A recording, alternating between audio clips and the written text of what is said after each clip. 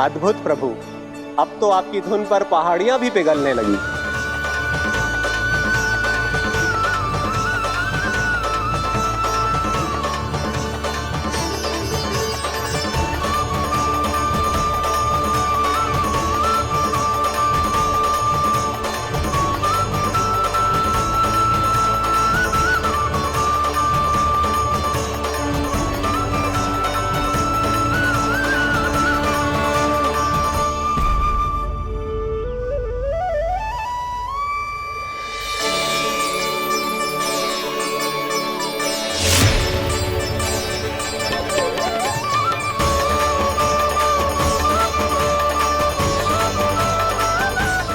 देखते ही देखते पूरी पहाड़ी बाहुविहल होकर पिघलने लगी है। प्रभु मुरली बजाने में खो गए हैं और उनके साथ ही खो गए हैं सभी सुनने मनुष्यों, पशु पक्षियों और देवताओं के ही नहीं, जड़ चेतन किसी के लिए को रोक पाना संभव नहीं होगा। कहीं प्रभु की इस मनमोहक मुरली की धुन पर सारा ब्रह्मांड ही ना पिघल जाए। गाना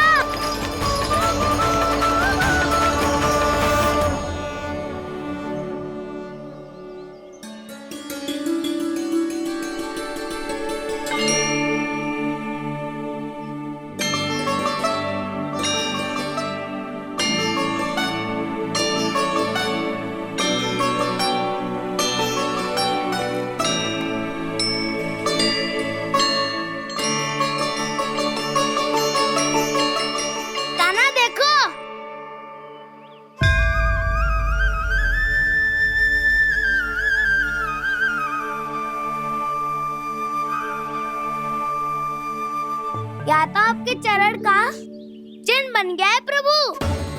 अपने भक्तों के हित के लिए मेरी बस एक ही इच्छा है, ऐसी चिन्ह मेरे हर भक्त के हृदय पर हो। आपके पद चिन्ह तो सदैव से ही आपके भक्तों के हृदय पर छपे हुए हैं प्रभु, पर इस पहाड़ी ने भी अब इसे अपने मन में बसा लिया है। तो युगों युगों तक इस पहाड़ी को चरण पहाड़ी के नाम से जाना जाए। तो युगों युगों तक इस पहाड़ी को चरण पहाड़ी के नाम से जाना जाए। तो युगों युगों तक इस पहाड़ी को चरण पहाड़ी के नाम से जाना जाए।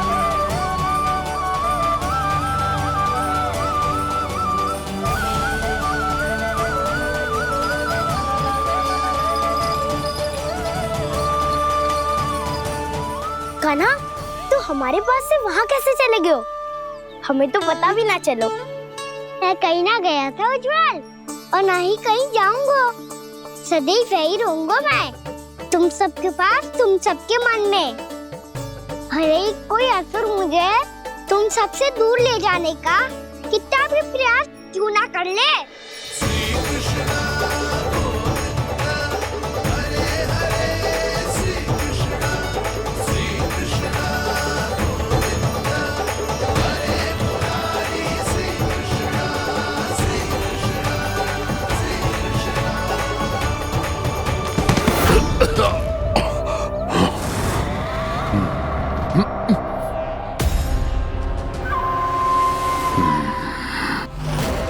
भले ही कितनी भी लीला क्यों न रच ले वो, आज उस छलिया कहलाने वाले विष्णु का सामना सच्चे छलिया से होगा।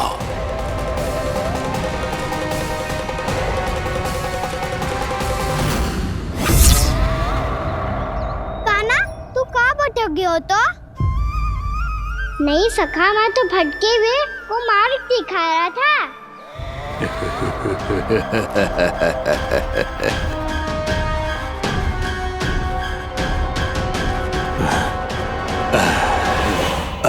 फिर से कहीं मत चले जाइयो, बहुत कठिनाई से फिर से तेरा साथ मिलो है हमें।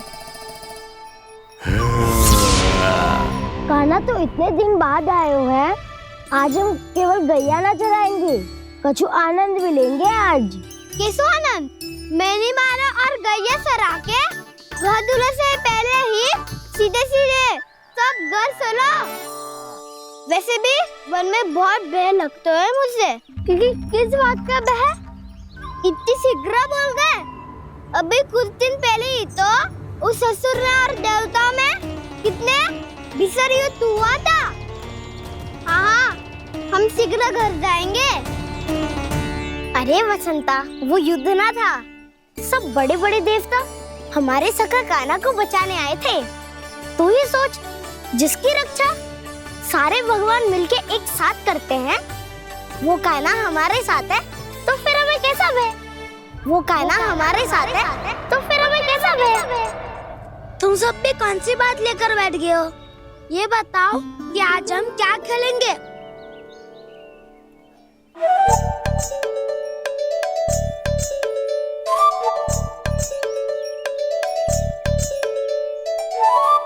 चोर प्रहरी खेले। चोर प्रहरी? हाँ, इस पे एक जन प्रहरी बनते हैं और शेष बनते हैं सब चोर। और चोर का कार्य होगा भागना और छुपना, और प्रहरी का कार्य होगा चोर को पकड़ लेना। अरे वाह कान्हा, क्या खेल बताए हो है। इसमें तो बहुत आनंद आएगा। ये खेल भले ही तुम सब खेलोगे बालकों, पर आनंद तो मैं ही लूंगा।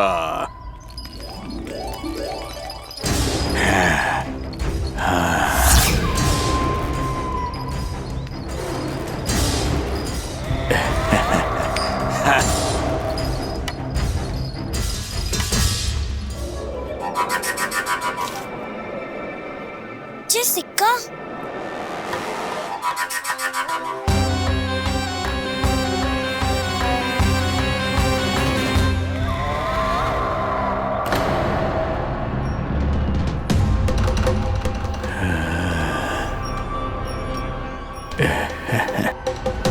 कौन हो तुम?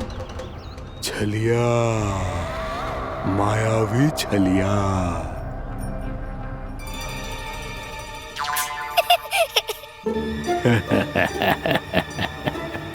छलिया तो बहुत भयानक होता है, तुम्हारे जैसा थोड़ी दिखता है। हाँ। मुझे मूर्ख समझते हो तुम? 100 छलियाएं देखे हैं मैंने। हाँ। पर मैं उनसे ना घबराता हूँ, उनको मुझसे भय लगता है। हाँ? सच? और नहीं तो क्या, मैं हूँ इतना अनोखा, इतना वीर। तुम्हें विश्वास ना हो रहा है तो चलो मेरे सखाओं से पूछ लो।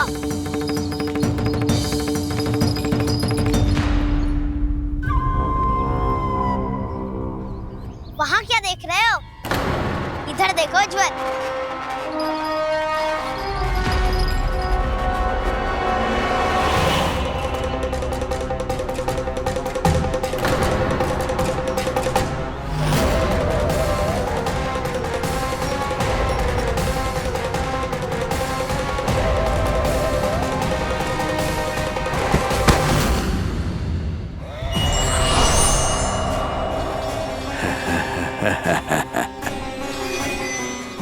सौ छलिए देखे हैं इसने।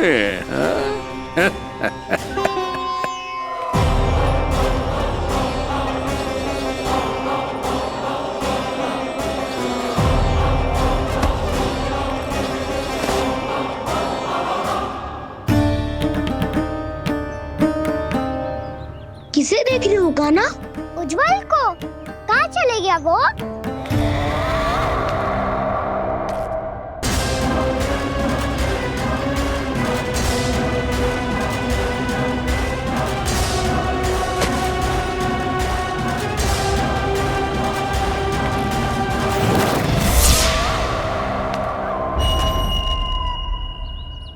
चिंता मत करो कान्हा, उज्जवल यही का ही होगा, आ जाएगा। क्या हो गया कान्हा? तूने कही थी ना कि हम चोर प्रहरी खेलेंगे, तो खेल क्यों ना रहो? तुम्हारी प्रतीक्षा कर रहे थे। वैसे तुम कहाँ रह गए थे?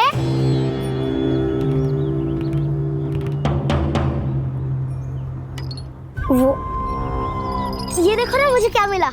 सिक्का।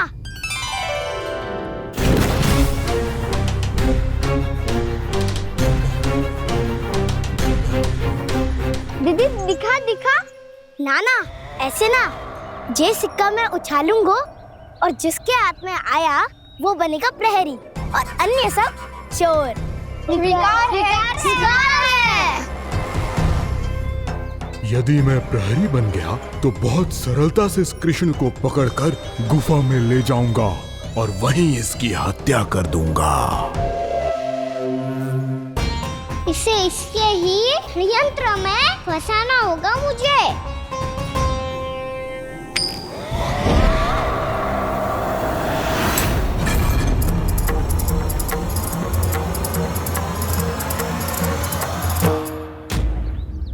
मैं प्रहरी, तुम सब चोर।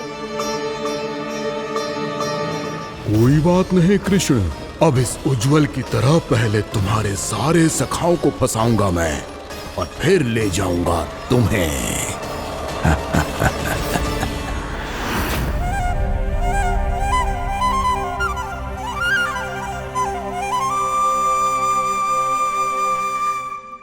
चलो खेल आरंभ करें।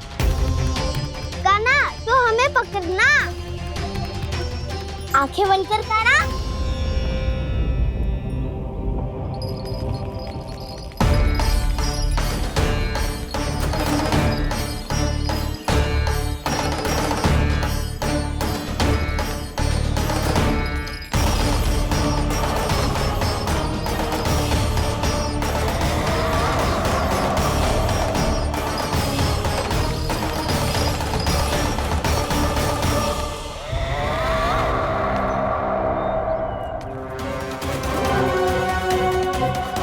अकेला रह गया ये, अब फंस गया ये।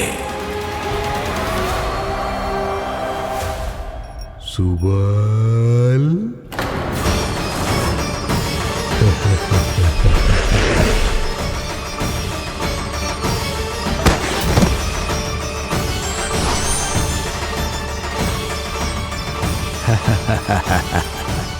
इन सब का तो मुझे पता नहीं, परंतु मुझे बड़ा आनंद आ रहा है इस खेल में।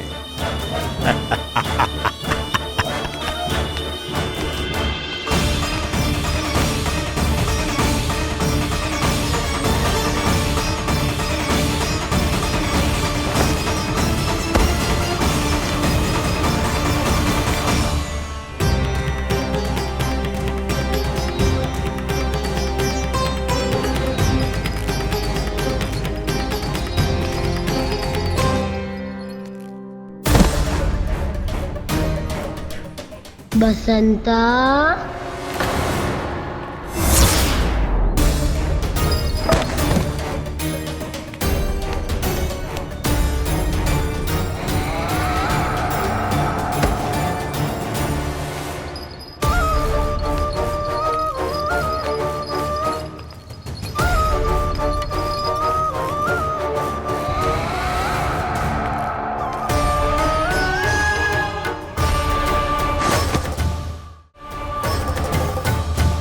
ये तो एक एक करके सभी बालकों को अपना शिकार बनाता जा रहा है। प्रभु ऐसा क्यों करने दे रहे हैं? प्रभु की हर लीला का कोई ना कोई उद्देश्य होता है। यदि वो इस असुर को इन निर्दोष बालकों पर अत्याचार करने से नहीं रोक रहे हैं तो इसका भी कोई ना कोई कारण अवश्य होगा।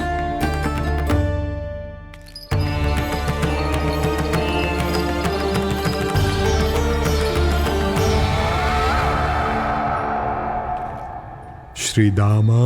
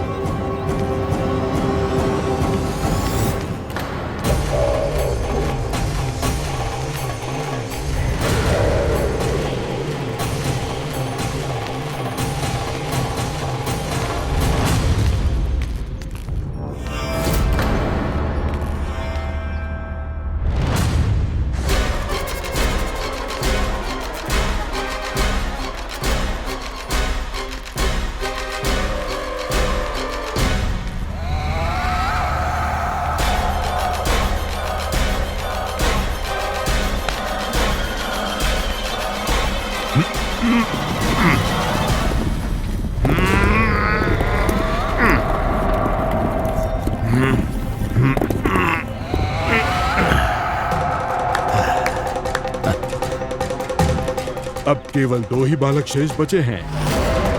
दोनों को पकड़कर ये खेल ही समाप्त कर दूंगा।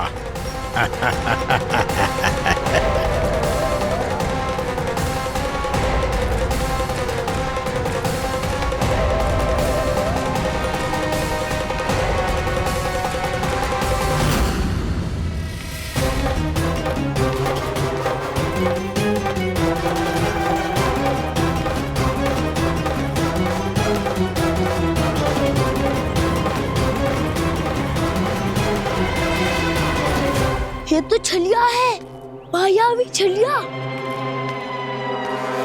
मेरे सभी सखाओं को शिकार बना लिया इसने। मैं इसे नहीं छोड़ूंगा। कान्हा, कान्हा,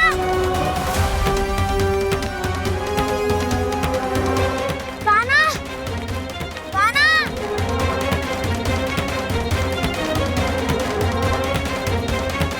कान्हा, ताऊ,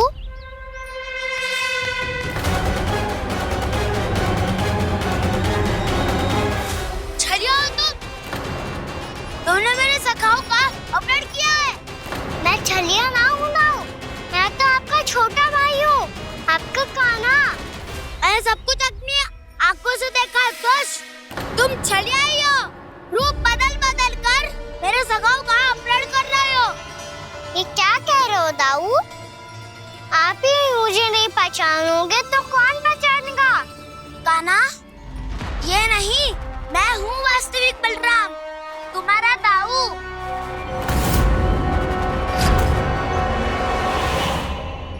इसके बहकावे में मत आना कान्हा, ये चलिए।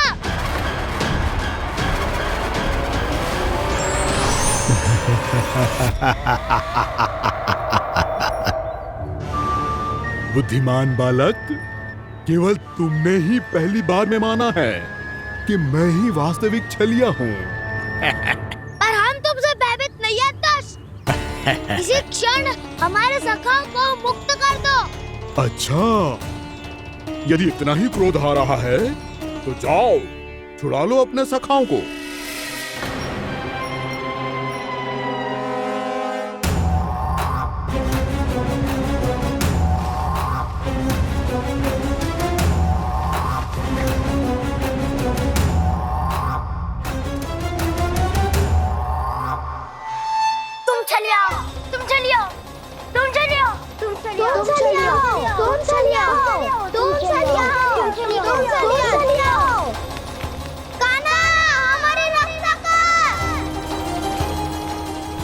रक्षा करो हमारी।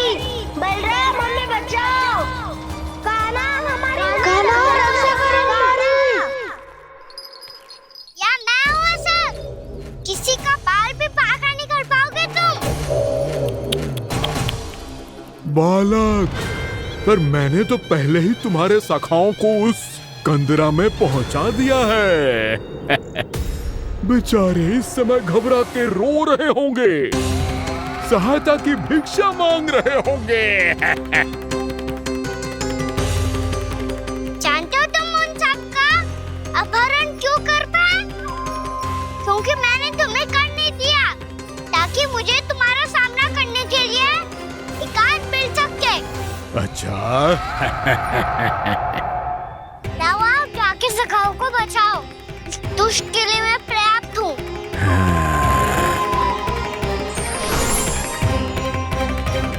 कान्हा, पीछे मुड़ के मत देखना कान्हा।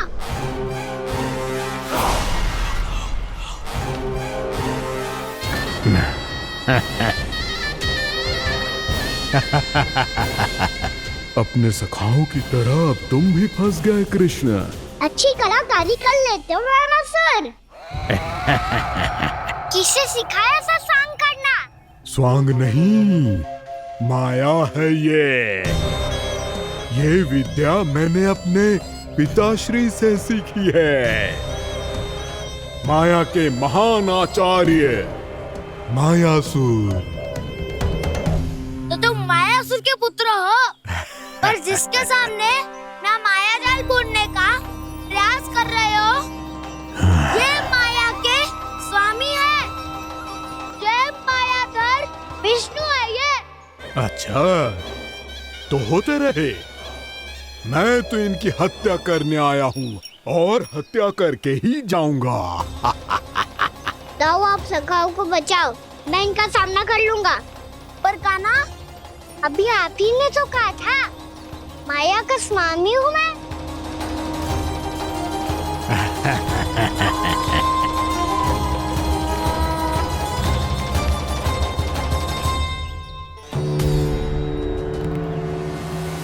ये तो मथुरा का व्यापारी है। इसको अर्थ वो जो था वो सच में छलिया हो तो कहीं वो नंदमोहन तो ना पहुंच गो। हमें शीघ्र ही गांव जाना पड़ेगा और सबको सावधान करना पड़ेगा। चल।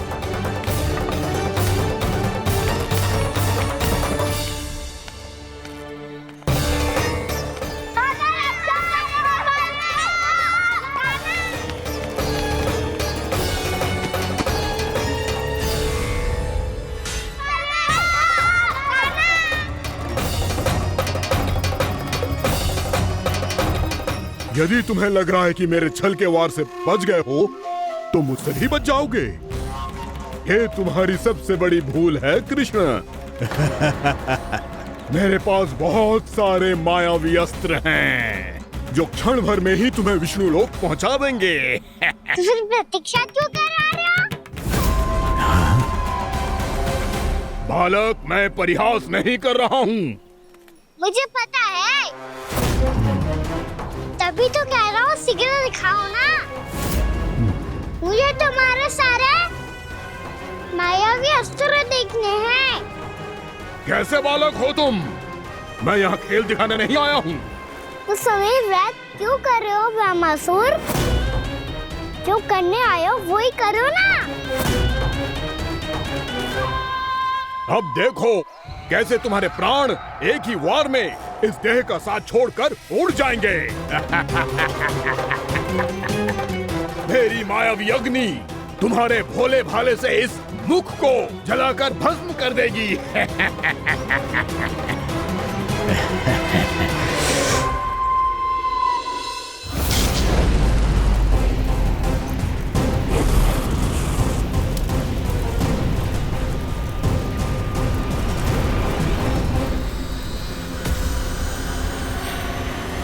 सही कह रही हो ब्रह्मासुर।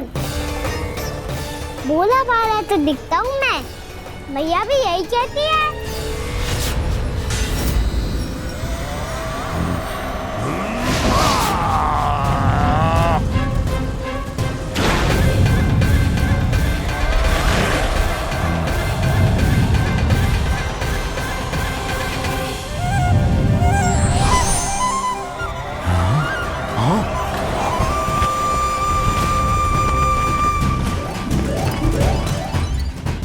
आसन का उपहार देने के लिए बहुत बहुत धन्यवाद ब्रह्मासुर।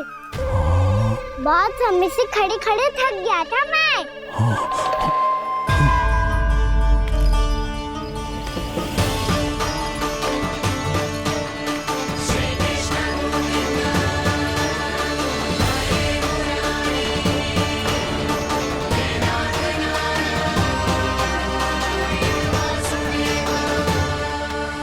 अगला अस्त्र दिखाओ ना। तुम्हारी यही जिज्ञासा आज तुम्हारा अंत करने में सहायक बनेगी मूर्ख बालक।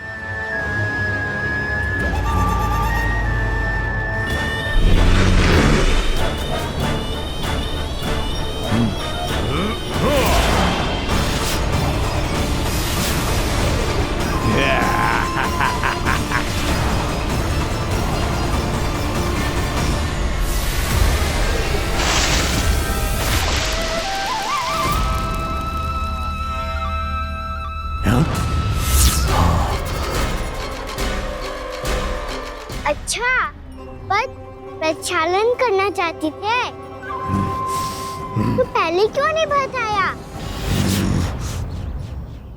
मुस्कुराना बंद करो। तुम्हारी ये हंसी मुझे कांटों की तरह चुभ रही है। पर मैया तो कहती है कि मेरी मुस्कुराहट फूलों की तरह है।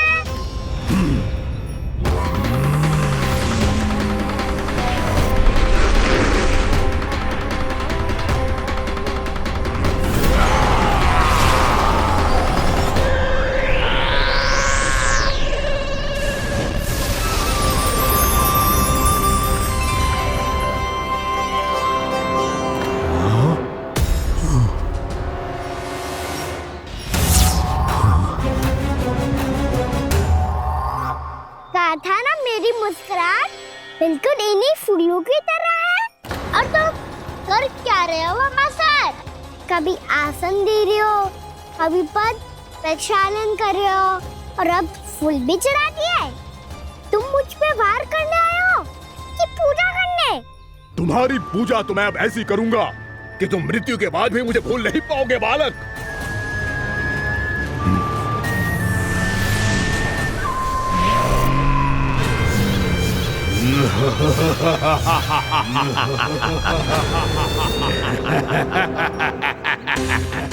कान्हा, ये चट्टान तो मुझसे हिल ही ना रही।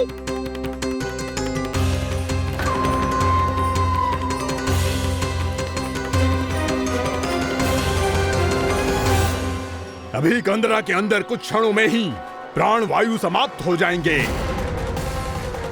तुम्हारे सारे सखा एक एक कर अपने प्राण त्याग देंगे और तुम्हारा वध करूंगा मैं।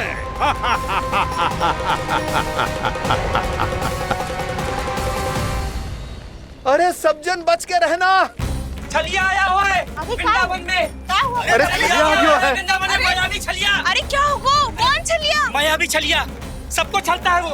हाँ, कुछ भी कर सके है वो। बहुत भयानक। अरे भानु ठहर जरा, क्या हुआ? बहुत भयानक है वो, बच के रहना सब लोग। अरे भेष बदल ले तो है वो। हाँ। क्या हुआ? छलिया है वो। अरे पूरी बात तो बताओ। रानी भाभी, रानी भाभी, कान्हा घर पर ही है ना? ऐसे भड़बड़ा क्यों रहे हो? कोई भूत देख लियो है क्या? भूत ना भाभी, छलिया से भेंट हो गई। सच्ची का मायावी छलिया है भाभी। क्या उल्टा सीधा बोले जा रहे हो? ठीक से बताओ। अब बोलो भी। वो कान्हा के पीछे पड़ो है वो। मेरे लल्ला के पीछे? हाँ रानी भाभी, हमारे अचेत होने से पहले हमने उसे ये कहते सुना था कि वो वृंदावन आने वाला है कान्हा से मिलने। हे नारायण, मेरे कान्हा की रक्षा करना। जसोदा जी, मायावी छलिए से बचना बालकों के बस की बात ना है। जीजी, बालक वन में अकेले हैं।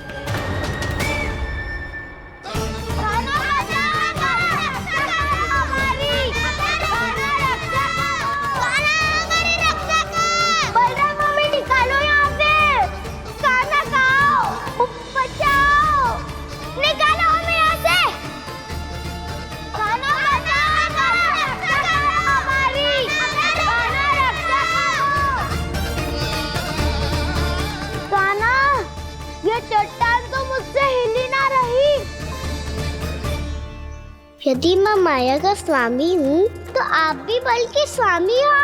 ताऊ, अपनी क्षमता, अपना सामर्थ्य स्मरण करो।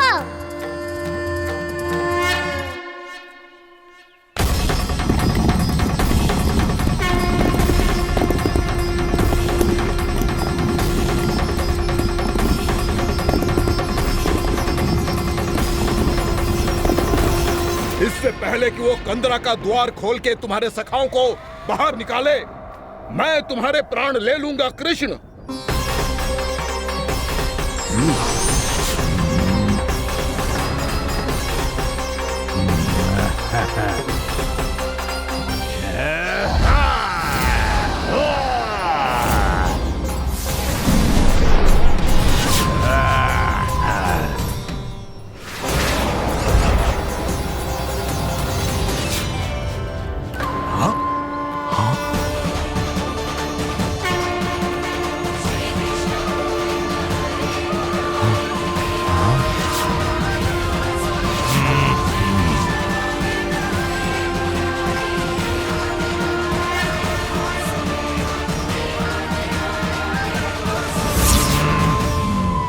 अब कितनी पूजा करोगे ब्रह्मासुर?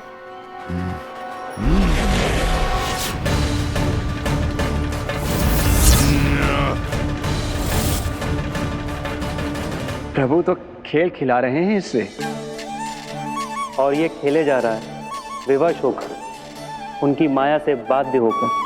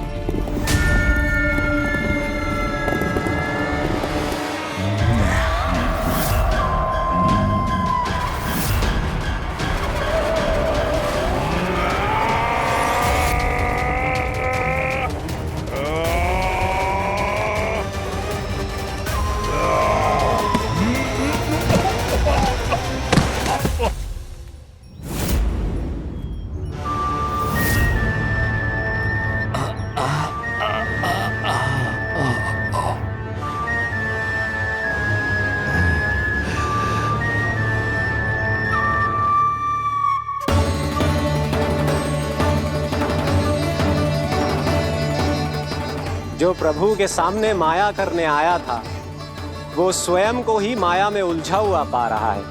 नारायण नारायण। लो, अब तो तुमने दंडवत प्रणाम भी कर लिया, माया भी कथा भी उपहार में दे दी। तुम चाहते क्या हो वामासुर? मेरी शरण में आना है क्या?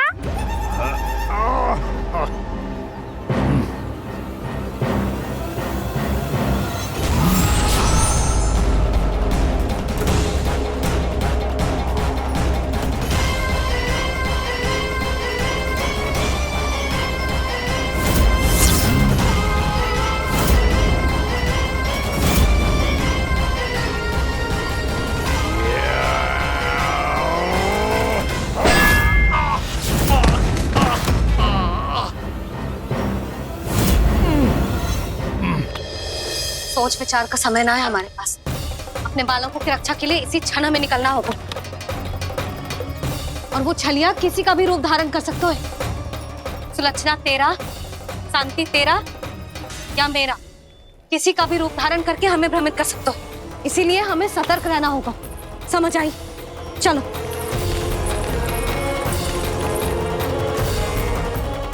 अभी भी समय है वामासुर, समय लाओ।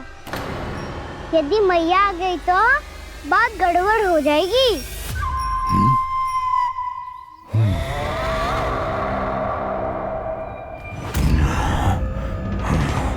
मुझसे झूठ का कोई लाभ नहीं होगा। वामासुर, स्मरण करो तुम कौन हो? मायासुर का पुत्र हूँ मैं, अपने स्वामी महाराज कंस का सेवक हूँ, और तुम्हारा हूँ मैं काल।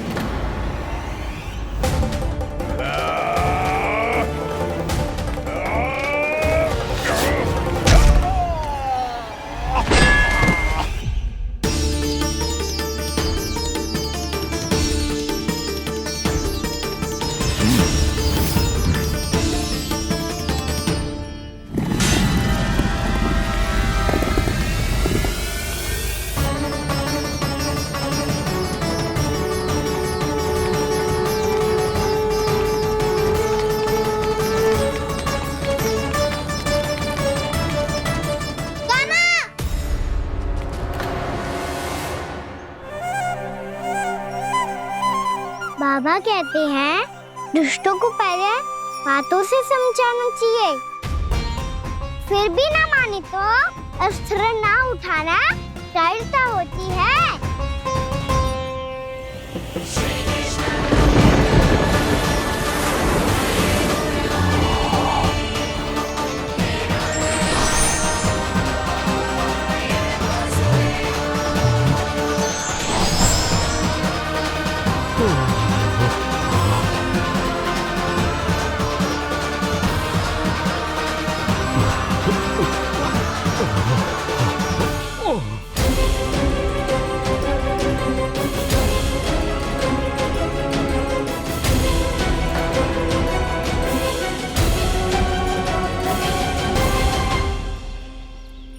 पता था मुझे, अपने बाबा के स्वरूप को हानि नहीं पहुंचाओगे। सही कही तुमने। पिता की छवि ही पिता के समान भी अनन्य होती है। वामासुर, वामासुर। ये मैं अपने वास्तविक रूप में कैसे आ गया?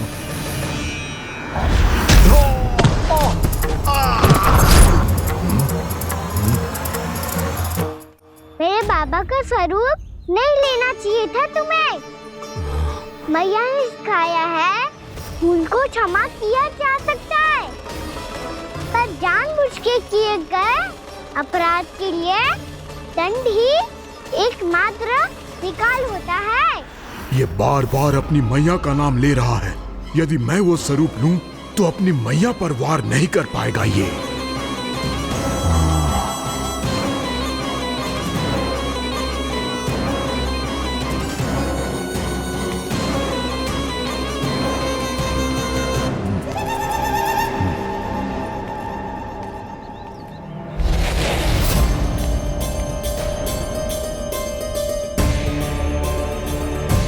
लल्ला,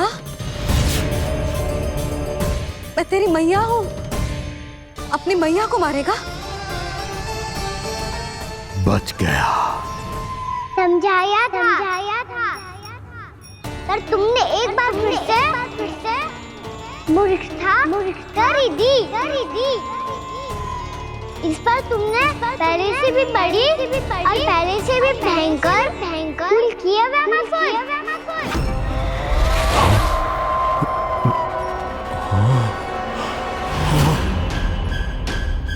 ये क्या हो रहा है मुझे?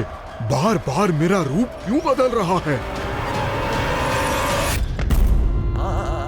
ममता को समझे बिना अधिक समय तक मैया का स्वरूप हरण करके नहीं रख पाओगे वैमासुर।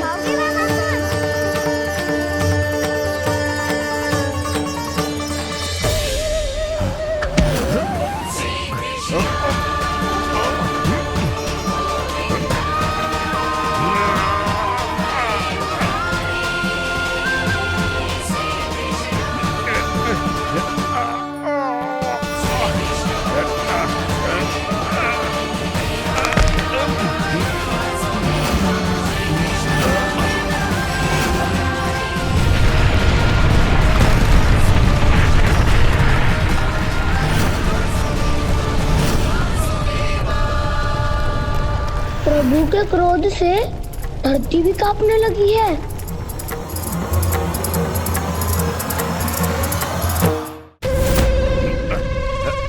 पुत्र को मारने के उद्देश्य से एक मां का रूप लिया तुमने। ये ममता का और मेरी मैया का घोर अपमान है वैमासुर।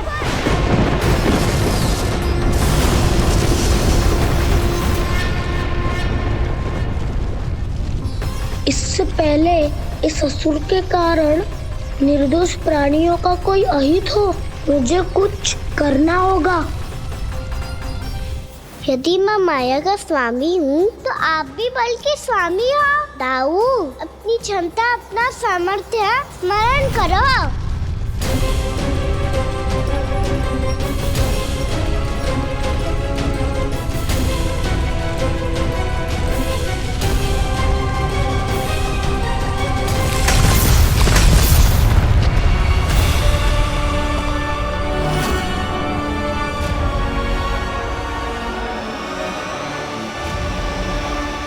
अद्भुत बल दाऊ, अद्भुत।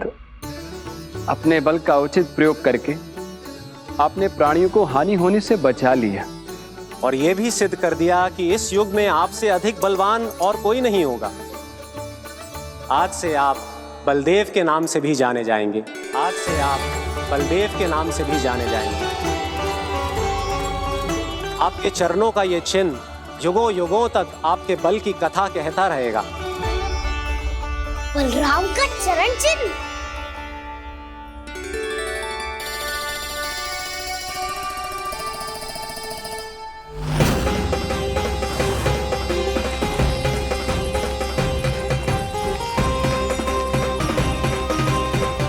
मेरी माया से आज तक कोई नहीं बच पाया है। एक बार मुझे छोड़कर देखो, फिर पता चलेगा कि मैं हूँ कौन। पहले ये तो देख लो कि मैं कौन हूँ।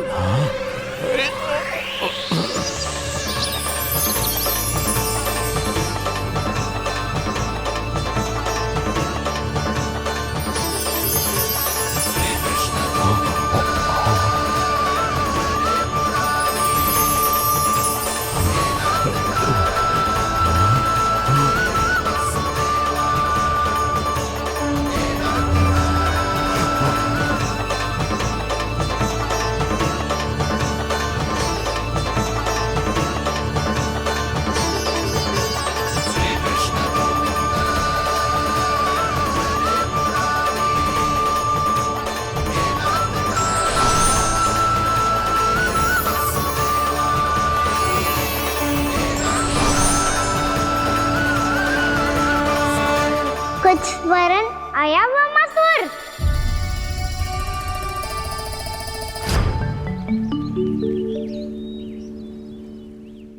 बहुत समय पहले की बात है।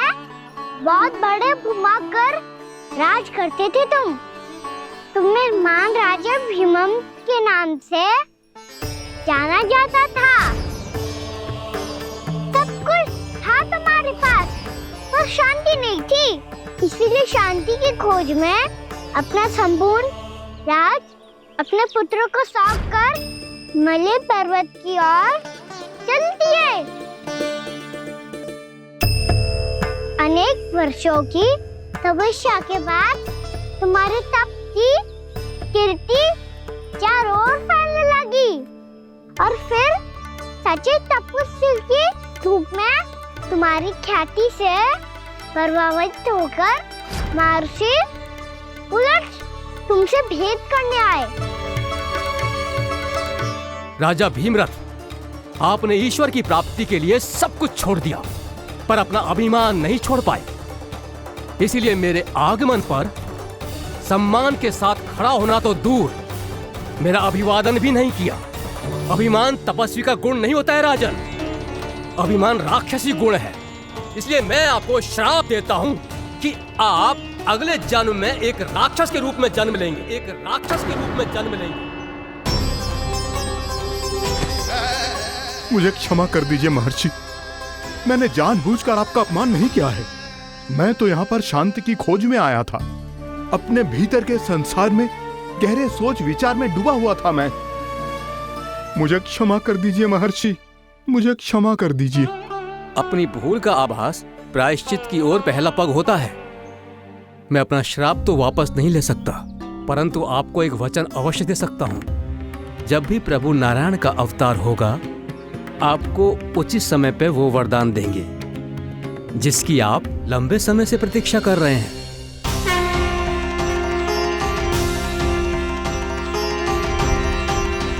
प्रभु, आपने मेरी आंखें खोल दी। अब मुझे पता चल गया है कि आप कौन हैं और मैं कौन हूं। इसलिए आप मुझ पर कृपा करके अपने चरणों में स्थान दे दीजिए। मुझे वो शांति प्रदान कीजिए जिसकी खोज में मैं वर्षों से भटक रहा हूँ। शांति तो मोक्ष में ही है, इसीलिए मैं तुम्हें मोक्ष का वरदान देता हूँ।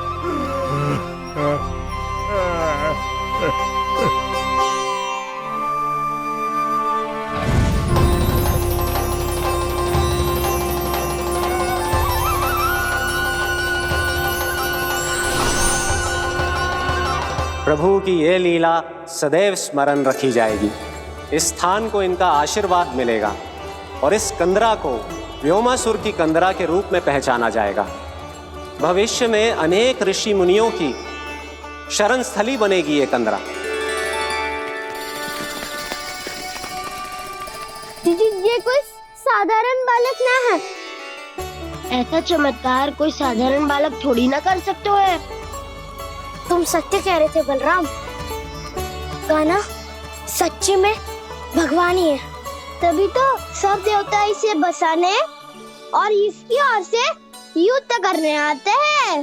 तुम सब ऐसे आंखें फाड़ के क्यों देख रहे हो मुझे?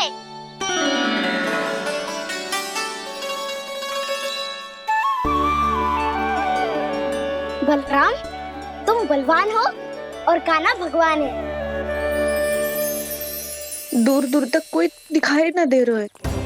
ना जाने किस हाल में होंगे बालक। कहीं हम ही तो मार्ग ना भटक गए शीघ्रता के चक्कर में। अब तो एक पग भी ना चलो जा रहे हो। जल, किसी के पास जल है क्या? कंठ तो मेरा भी सूख रहा है मौसी। भाभी, निकट ही जमुना जी है, कहूँ तो वहाँ से जल ले आओ। मैं भी जा रही हूँ भाभी, एक से भले दो। हाँ चल, शीघ्रता से आओ। हाँ।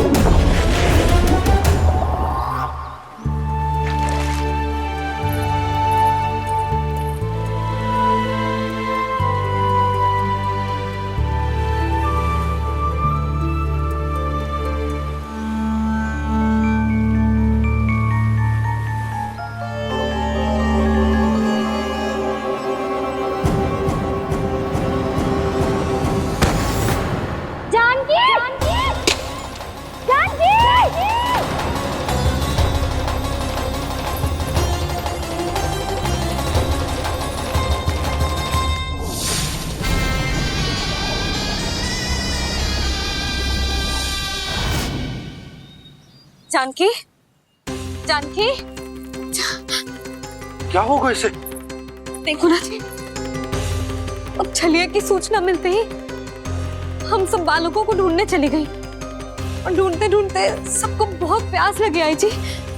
तो जानकी जमुना जी की नदी से जल लेने गई और उसने जमुना जी का पानी पिया और उसकी जेदशा हो गई। बालक कहाँ है? वो ठीक तो है ना? ऊपर से सब ठीक है, पर भीतर से बहुत भयभीत है सब। जानकी तो बिल्कुल नीली पड़ गया है। लग तो है विष फैल गया है इसका पूरे तन में। मथुरा के सर्वश्रेष्ठ विदेह जी को बुलाए गए हैं उसके उपचार के लिए। जैसे ही इसने जल को मुंह से लगाया, जे गिर पड़ी। चटपटाने का अवसर भी ना मिलो। हाँ वैद्य जी, और निकटी मृत पशु भी पड़े हुए थे। हाँ, मैंने भी अस्थियां देखी थी। इसका तो यही अर्थ हो सकता है कि समस्या वहाँ के जल में ही हो। वैद्य जी, आप रोगी की नाड़ी पे ध्यान दो ना। जे गोपिया क्या कह रही है उसे सुनने की आवश्यकता ना है। जब तक विष के कारण का पता नहीं चल जाता, हम उपचार कैसे कर सकते हैं रानी जी? जी, वो निकट ही यमुना जी में एक विशेष क्षेत्र है। जे सब उसी के जल की बात कर रहे हैं। तब तो ऐसा भी हो सकता है कि किसी विषैले सर्प के काटने का प्रभाव हो। पर सर्प के काटने का चिन्ह ना है उसके तन पे। सर्प जब काटता है तब उसके दांत के चिन्ह बन जाते हैं। मुझे पता है, बड़े बड़े सर्प को काटते हुए देखो है मैंने। एक दिन अब बात कर उज्जवल, ये बड़ी बड़ी हाँकने का समय ना है। पर यदि सर्प ने ना काटा है, फिर जानकी की ये दशा किसने की? अवश्य किसी राक्षस ने की होगी। नाना, कोई विषैला पशु भी तो हो सकता है। या अवश्य किसी महाविषैले सर्प के विष से हुआ है। सर्प ने भले ना काटा हो, लेकिन यह अवश्य ही किसी महाविषैले सर्प के विष के कारण हुआ है। कालिया नाग। कालिया नाग?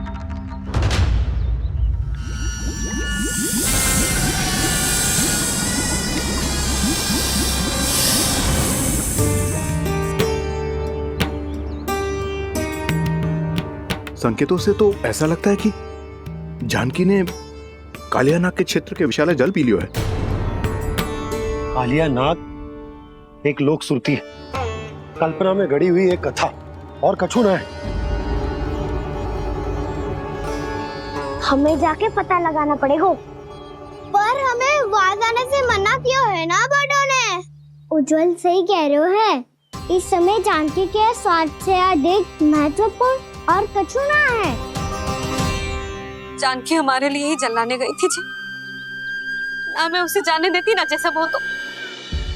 वैद्य जी, आप शीघ्र कछु करो, कैसे भी कछु भी करो, पर इसके प्राण बचा लो। यशोदा, धैर्य रखो, श्री नारायण पर विश्वास रखो, वो सब ठीक कर देंगे।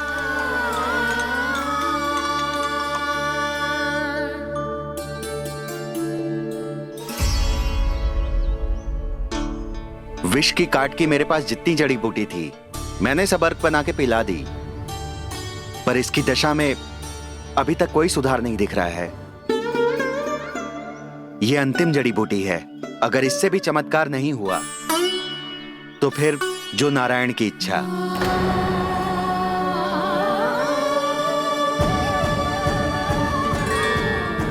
पर कोई तो उपाय होगा जानकी को बचाने का। कान्हा, यदि तुझे किसी औषधि के बारे में पता है, हमें बता दे, हम जाके ले आएंगे।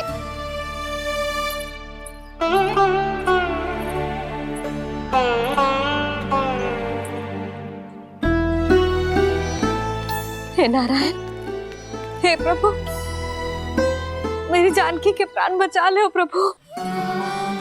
या तो मैं अपने आप को कभी क्षमा न कर पाऊंगी। ये सारी मेरे ही कारण बनाई थी। उसकी रक्षा करो प्रभु, मेरी पुकार सुनो। कान्हा, तूने हमें वत्सासुर से बचाया था ना? और बकासुर से भी तो। और छलिया से भी तो तूने ही बचाया था ना हमें। क्या ऐसा कोई उपाय ना है जानकी को बचाने का? धनवंतरी,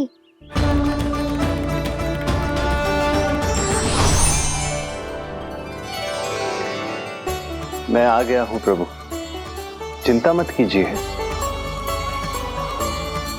आपके आदेश का पालन अवश्य होगा। यशोदा मैया,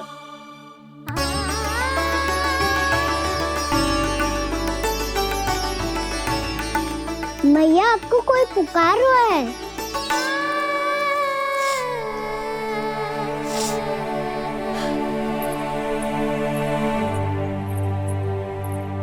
चिंता मत करो मैया, अब धनवंतरी जी आ गए हैं और सब संभाल लेंगे। धनवंतरी जी कौन है? जिन्होंने संसार का आयुर्वेद दिया, आरोग्य के देवता, वे श्री नारायण के अवतार।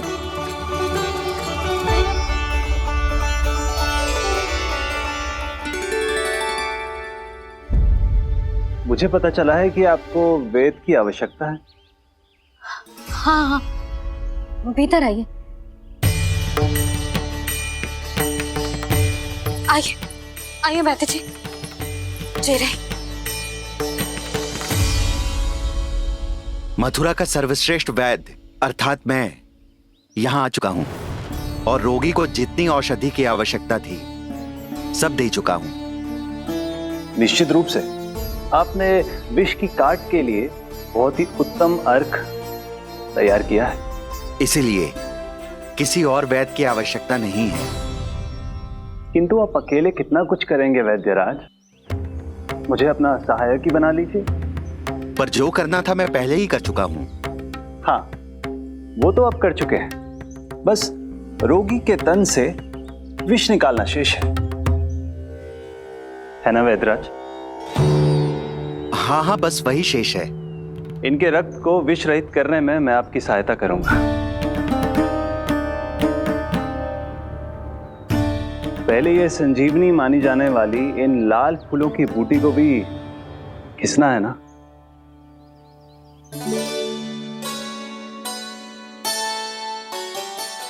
हाँ हाँ, तुम सही कह रहे हो, इसे अच्छे से घिसो।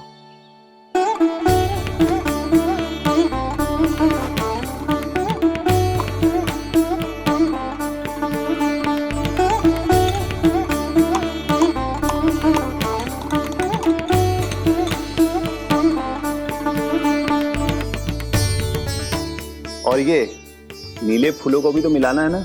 हाँ हाँ, अच्छे सहायक बन सकते हो तुम, ऐसे ही श्रम करते रहो।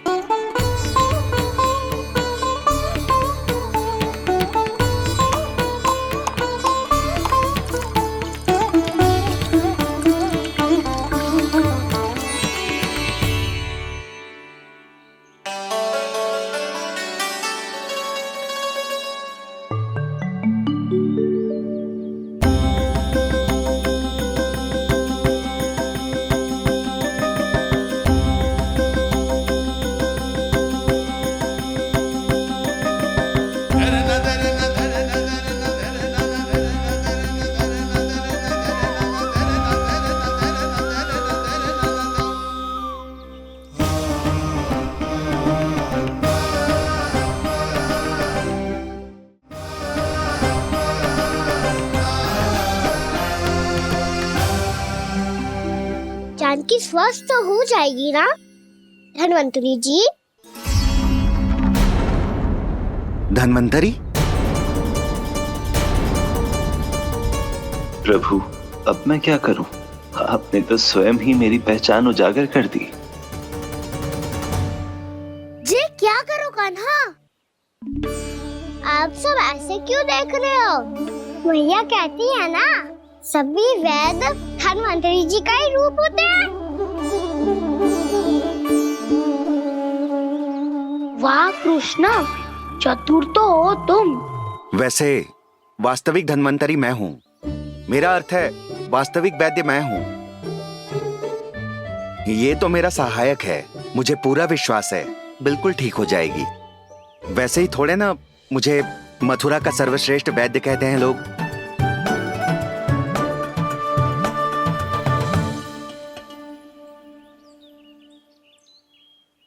जसोदा भाभी, जसोदा जी, जानकी को चेतना आ गई। जानकी, जानकी, जानकी, तू ठीक है ना? क्षमा करना भाभी, मैं आपके लिए जल ना ला पाई। बस बहुत भूख लगी है। मैं अभी कुछ लाती हूँ। जानकी, माखन खाओगी?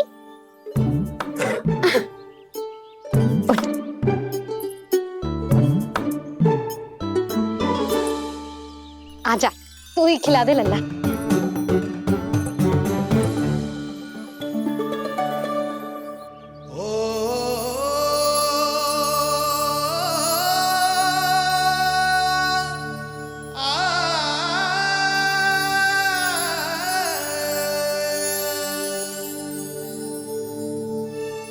तुम सब मेरे लल्ला को माखन चोर कहती हो ना? आज देखो, अपना ही माखन जानकी को खिला रहे है।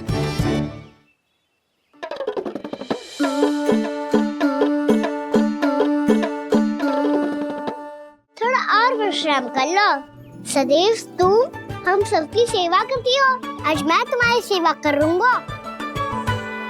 जानकी की जिज्ञासा तब हुई जब जय यशोदा काकी की सेवा कर रही थी, और अब देखो स्वयं भगवान ही इसकी सेवा कर रहे हैं। जानते हो इससे क्या सिद्ध होता है? जो भी यशोदा मैया की पूजा करेगा, अर्थात अपने माता पिता की सेवा करेगा, उनके साथ सम्मान से व्यवहार करेगा, ईश्वर स्वयं उसका ध्यान रखेंगे। कभी धन्वंतरी के रूप में तो कभी स्वयं कान्हा के रूप में।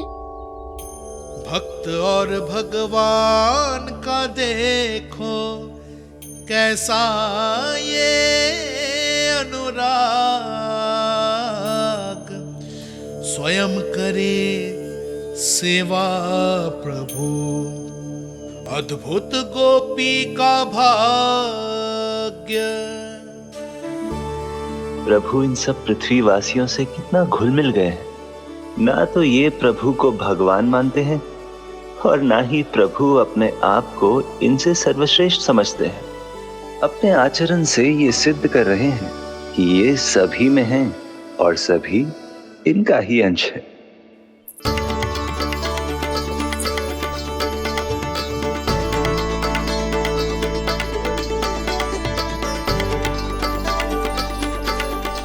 प्रभु, अब मुझे जाने की आज्ञा दीजिए।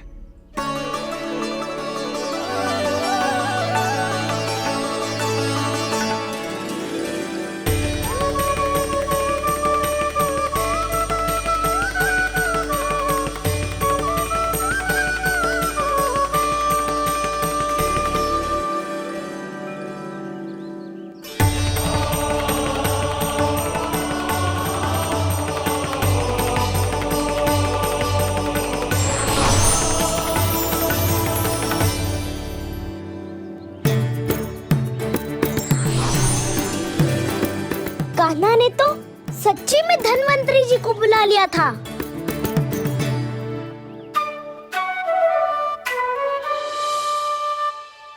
जब से कान्हा का जन्म हुआ है ना, मैं तब से देख रही हूँ, तब से हम पे कोई भी संकट आती है ना, तो अचानक से कोई अपरिचित हमारी सहायता करने आ जाता है, और जाते समय कान्हा की आज्ञा लेके जाते है, और कभी कभी तो इसे प्रभु बोल के जाते है। बाबा संभालो।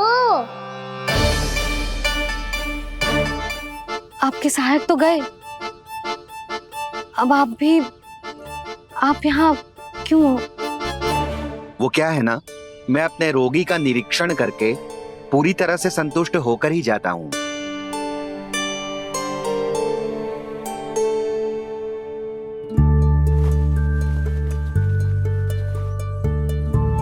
हाँ, संकेत तो अच्छे हैं, कल सुबह तक बिल्कुल ठीक हो जाएगी।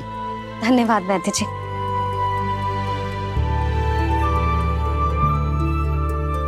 बस तो फिर हम कल पकड़न पकड़ाई खेलेंगे जानकी।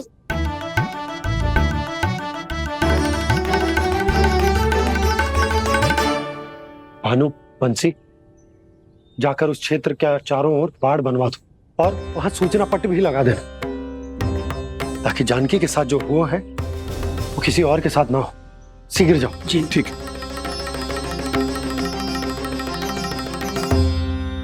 बाड़ और सूचना पट लगवाने से समस्या का समाधान नहीं होगा बाबा।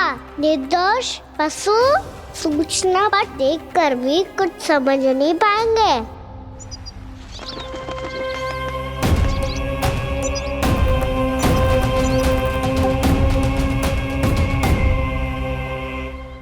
तो तुम्हारे कहने का अर्थ यह है कि व्योमासुर मारा जा चुका है और वो बालक अब भी जीवित है। हाँ महाराज, मैंने गोप बालकों को कहते सुना था कि कृष्ण ने छलिया को मोक्ष दे दिया है, पर वृंदावन सुरक्षित नहीं है महाराज। वो एक बहुत बड़ी समस्या से जूझ रहे हैं। कैसी समस्या? गांव के निकट क्षेत्र में किसी विषैले सर्प का निवास है। उसके विष का प्रभाव इतना भयानक है महाराज, जैसे विष ना हो, स्वयं हलाहल हो। मेरी कोई भी औषधि रोगी का उपचार नहीं कर पा रही थी। निकट के क्षेत्र में कहां है वो सर्प? गोप मानते हैं कि वो सर्प गांव के निकट यमुना नदी के जल में रहता है। मुझे तो लगता है महाराज, ये कालिया नाग की कथा कोई किंवदंती या लोक श्रुति नहीं, एक सच्चाई है, एक विषैली सच्चाई।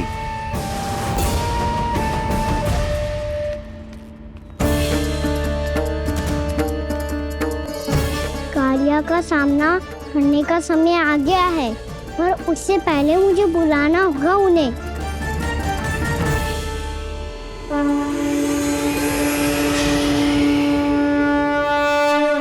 संसार के दारुण भय का नाश करने वाले, सभी कष्टों का हरण करने वाले, विश्व का समस्त ऐश्वर्य प्रदान करने वाले, कमल जैसे लोचन, मुख और चरणों वाले आजानुभुज श्री राम को मैं बार बार नमस्कार करता हूँ।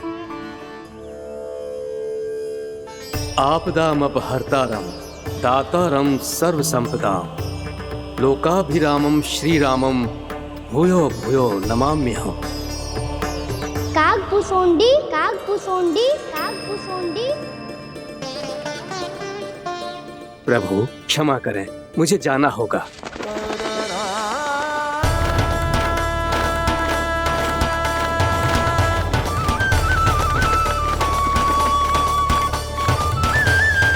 प्रणाम प्रभु। अनेक बार मैं आपके दर्शनों के लिए आया प्रभु। कभी नंद भवन के झरोखों से आपके दर्शन करके चला जाता था, तो कभी दूर किसी वृक्ष की आड़ से आपको निहार लिया करता था। आज आपने स्वयं मुझे बुलाकर धन्य कर दिया प्रभु।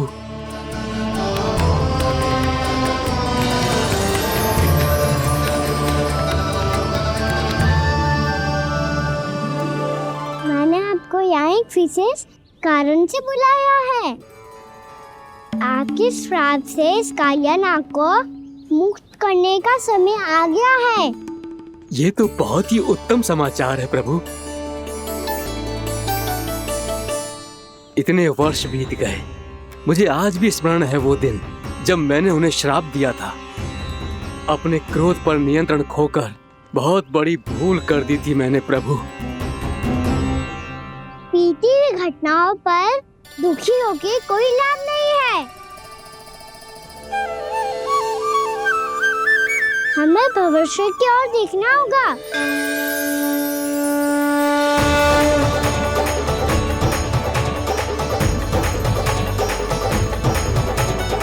आदेश कीजिए प्रभु, क्या आज्ञा है आपकी? जब मैं कालिया नाग का सामना करने जाऊं, तो आप यहीं रहिएगा। आपको अपने आप पता चल जाएगा कि कब क्या करना है। और हाँ, लौटते जाते समय नारद मुनि से कहिएगा, वो आकर मुझसे भेंट करे। अवश्य प्रभु, प्रणाम। क्या इसने सच्ची में देवर्षि नारद को बुलाया है? नारायण नारायण। आपको संदेश भेजने की आवश्यकता नहीं थी, आप स्मरण करते और मैं चला आता। तुम्हारा कल्याण हो नारद।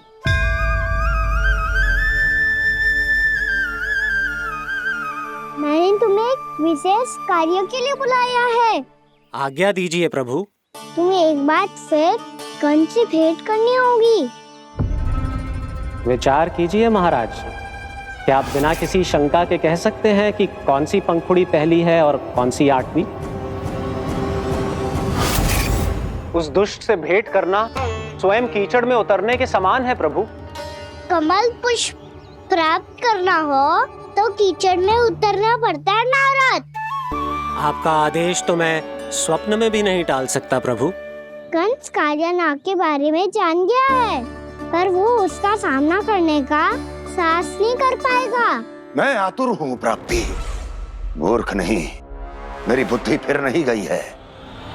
मैं स्वयं उस कालिया जैसे महाविषैले सर्प के सामने खड़ा हो जाऊं और अपने ही काल को आमंत्रित कर लूं। तो फिर अपने लाभ के लिए उसका प्रयोग करने का कोई और उपाय सोचिए स्वामी। कुछ ऐसा कीजिए कि यमुना नदी का पूरा जल विषैला हो जाए और वृंदावन वासी उसका उपयोग करे और आपका काल कहलाने वाला वो बालक स्वयं काल के गाल में चला जाए। उत्तम उत्तम सुझाव है प्राप्ति। अब मुझे उस कालिया तक पहुंचने का मार्ग ढूंढना होगा, उसको विवश करने का कोई उपाय ढूंढना होगा, क्योंकि व्यक्तिगत रूप से उससे भेंट करना असंभव है। असंभव। आप सही कह रहे हैं प्रभु। कंस में उतना सामर्थ्य नहीं कि वो कालिया नाग का सामना स्वयं कर सके। वैसे तो कालिया गरुड़ देव का भी सम्मान नहीं करता, तो फिर वो कंस का सम्मान क्यों करेगा भला? नहीं करेगा, पर कंस तुम्हारा सम्मान अवश्य करेगा नारद। तुम्हारी बातें भी सुनेगा और मानेगा भी। ये मेरी योजना का बहुत ही महत्वपूर्ण भाग है। तुम कंस के पास जाओ और कहो कि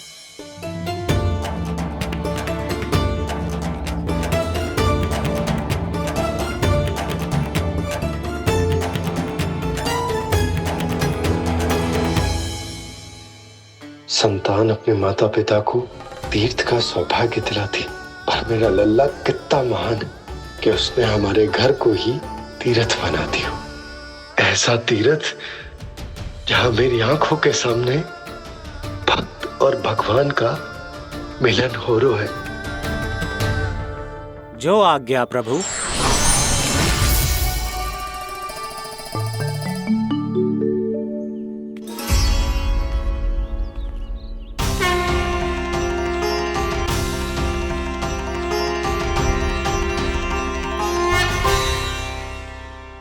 बाबा। कान्हा, ये सब क्या चल रहा है? पहले काक भुसुंडी जी और फिर जे नारद जी। क्या योजना बना रहे हो तुम? कान्हा, बता ना लल्ला, क्या सोच रहे तू? कान्हा देख, अगर तुझे अपने बाबा को ना बताना हो ना, अपने भक्त को बता दे। क्या सोच रहे हो लल्ला? क्या करने वाले हो आप?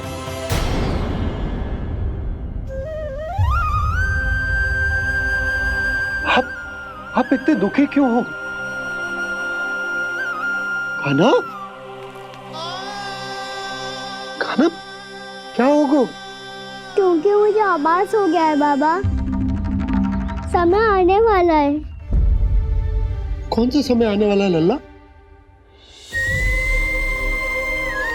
शीघ्र ही सब कुछ बदलने वाला है। भैया को मेरा सत्य पता चल जाएगा बाबा।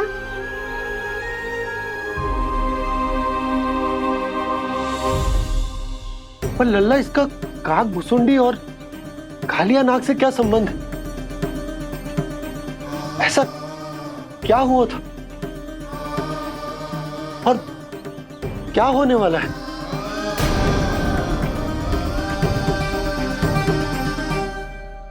जो होने वाला है बाबा, उसका संबंध उससे है जो सैकड़ों वर्ष पहले हुआ था।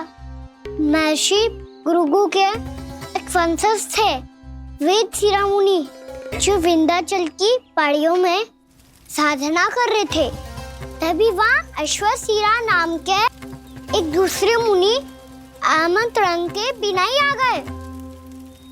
कितना सुंदर और शांतिपूर्ण आश्रम है। यहाँ प्रभु की साधना करने में बहुत आनंद आएगा। शीघ्र ही अश्वशिरा मुनि उपस्थिति के कारण होने वाले व्यवधान से बाध्य होकर वेद शिरा मुनि ने अपनी आंखें खोली। कौन हो तुम और यहाँ क्या कर रहे हो? आपके आश्रम में बहुत शांति है मुनिवर। साधना करने के लिए बहुत ही उत्तम स्थान है ये। मैं चाहता हूँ कि मैं भी यहाँ। आप यहाँ साधना करना चाहते हैं, लेकिन इतना भी नहीं जानते कि किसी के आश्रम में प्रवेश करने से पहले उसकी आज्ञा लेनी चाहिए। आप ये भी नहीं जानते कि यदि कोई यज्ञ कर रहा हो तो बिना अनुमति के वहाँ प्रवेश करने से उसकी यज्ञ साधना भंग हो सकती है। आप क्या साधना करेंगे मुनि? आप तो साधना के योग्य ही नहीं हैं। इतना अपमान! एक मुनि के मुख से इतने कड़वे शब्द शोभा नहीं देते। मैं तुम्हें श्राप देता हूँ, जितनी विषैली तुम्हारी जिह्वा है उतने ही विषैले सर्प बन जाओ तुम। और ऐसा सर्प जो सांस भी ले तो निकट का वातावरण दूषित हो जाए। तुम्हारे इस दुस्साहस के लिए मैं तुम्हें श्राप देता हूँ कि तुम अभी इसी क्षण कौवा बन जाओ, और ऐसा कौवा जो कांव कांव करके अनर्गल प्रलाप करता रहे।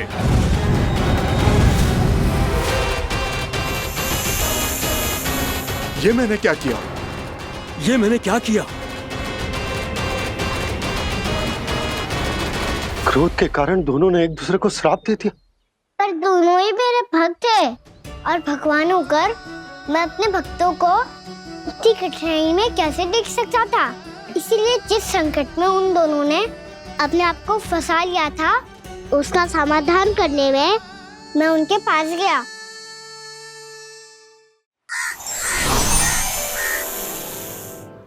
देखिए ना प्रभु, ये क्या हो गया हमसे? हमारी रक्षा कीजिए प्रभु, मार्ग दिखाइए हमें। क्रोध पर नियंत्रण ना होने के कारण आप दोनों ने एक दूसरे को बहुत ही भीषण संकट में डाल दिया है। अब दोनों ही तपस्वी, तप के बल से दिए गए आपके श्राप को लौटाना भी संभव नहीं है। प्रभु कोई तो उपाय होगा, हम आपके शरण में हैं प्रभु। अपराध तो हमसे हुआ है प्रभु, पर अब आपसे ही आशा है। कुछ ऐसा कीजिए भक्त वत्सल, जिससे हम दोनों के श्राप का प्रभाव कुछ कम हो जाए। आप दोनों ही मेरे भक्त हैं, इसलिए आपकी पीड़ा का निवारण करने का एक उपाय है मेरे पास। वेद शिरा मुनि, जब आप कालिया नाग बनेंगे तो आपको मेरे चरणों को अपने शीश पर धारण करने का सौभाग्य मिलेगा। और अश्व शिरा मुनि, आप काग योनि होने के बाद भी आप श्रेष्ठतम ज्ञान और सर्वाधिक यौगिक सिद्धियों के स्वामी होंगे और प्रवचन दिया करेंगे। इसके बाद अश्वशिरा मुनि काकभूषुंडी बन गए, जिन्होंने आगे चलकर स्वयं गरुड़ देव को रामायण सुनाई। और मुनि वेदशिरा महर्षि कश्यप और देवी कत्रियों के पुत्र कालिया नाग बनकर जल में। और अब वही कालिया नाग जमराज्य में, जिनके कारण जानकी के प्राण लगभग चले ही गए थे। अब कालिया नाग को उचित स्थान पर भेजने का समय आ गया है बाबा। पर ये तो अच्छी बात है कान, वेद शिरा मुनि को दिया हुआ तुम्हारा वचन भी पूरा हो जाएगा, जमुना जी की शुद्धि भी हो जाएगी। इस सब के बाद भी तुम दुखी क्यों हो? क्योंकि इसके बाद मैया के सामने मेरा रहस्य खुल जाएगा बाबा। उन्हें पता चल जाएगा कि उनका बालक कोई साधारण बालक ना है। भविष्य में जो होने वाला है उसे सबके सामने घटने से रोकना मेरे लिए भी संभव ना होगा। मैया को सब पता चल जाएगा। क्या पता चल जाएगा रे मुझे?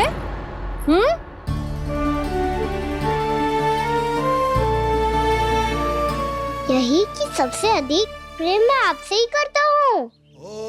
अब बस भी कर। चलो, भोजन के लिए बुलाने आई थी तुम दोनों को। भूखा थोड़े ना रहने दूंगी अपने लल्ला को। मेरा लल्ला दुर्बल हो जाएगा ना। आप खिलाओगे तो ही खाऊंगा। हाँ ठीक है, मैं ही खिलाऊंगी। अब चल, आओ जी, चल।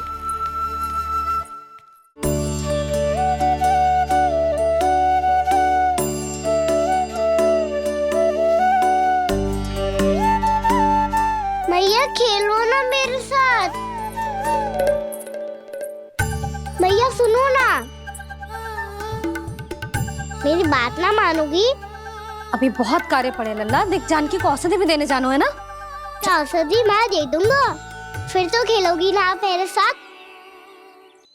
पिछले कुछ दिनों से अपनी मैया का अधिक से अधिक प्रेम पाने का प्रयास करो है कान्हा।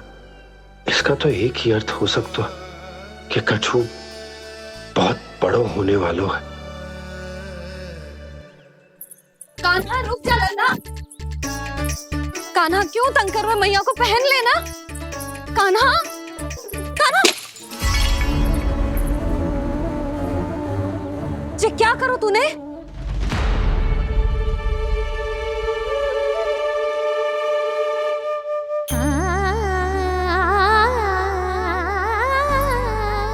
अच्छा ठीक है, अब मुंह लटकाने की आवश्यकता ना है। ये ले।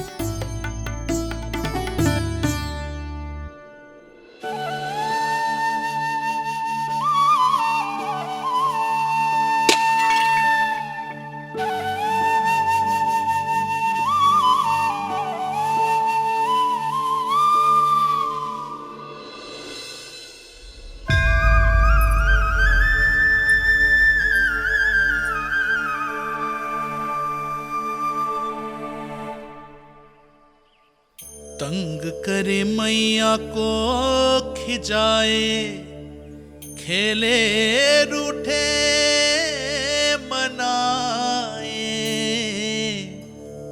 लीला अनोखी करके शरारत, कान्हा दंड भी पाए।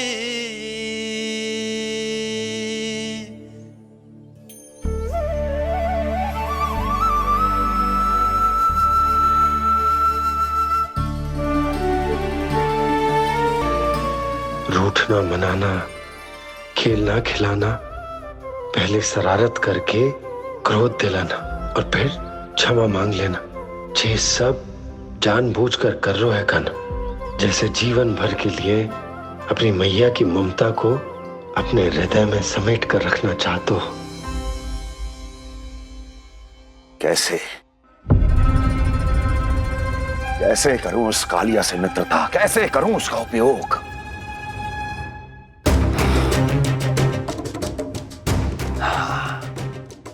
उस पर आक्रमण कर देता हूं और उसे किसी ना किसी तरह से यह विश्वास दिला देता हूं कि यह आक्रमण उस विष्णु अवतार ने किया है। फिर वो क्रोध में आकर सारे वृंदावन वासियों को अपने विष से समाप्त कर देगा। उचित है, ये उचित है। नारायण हरि, नारायण हरि।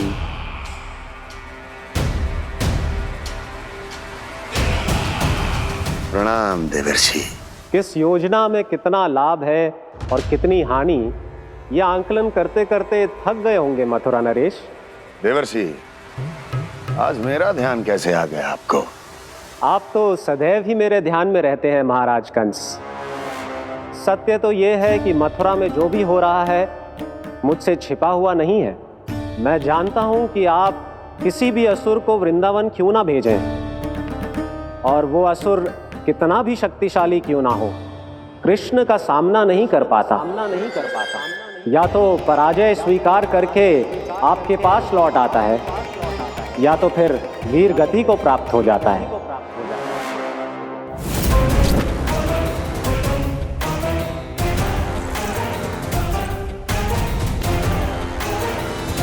वाह, मुझे मेरी असफलताएं स्मरण कराने आए हैं। मेरे घाव को खुरेदने आए हैं, उन पे नमक छिड़कने आए हैं। मित्र को शत्रु समझने की भूल मत कीजिए महाराज कंस। मैं तो आपकी सहायता करने आया हूं। हाँ, और मेरी सहायता। कृष्ण विष्णु अवतार है, आप विष्णु के भक्त हैं। मैं हूं विष्णु द्रोही, फिर भी तो आपके आराध्य को हानि पहुंचाना चाहता है, उसकी सहायता करना चाहते हैं आप। क्या आप निश्चित रूप से कह सकते हैं कि आप ब्रह्मांड के सभी नियमों को अच्छी तरह समझते हैं? अवश्य।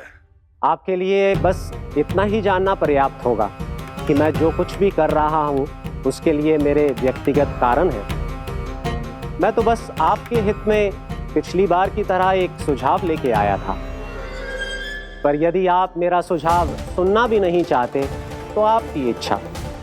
नारायण हरि, नारायण हरि। कारण चाहे जो हो, इनके पिछले सुझाव के कारण ही आज मेरे शत्रुओं की संख्या कम है। अन्यथा मैं देवकी के अन्य पुत्रों को भी जीवित छोड़ देता, और आज वो सब अपने भाई के साथ मिलकर उसकी शक्ति को अनेक गुना बढ़ा देते। ठहरिए देव ऋषि।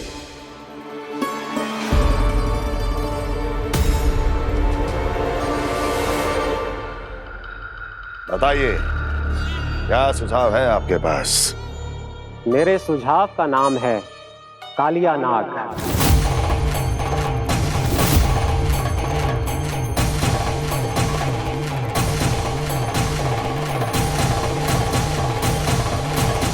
उसके विषय में मैं जानता हूं देवर्षि।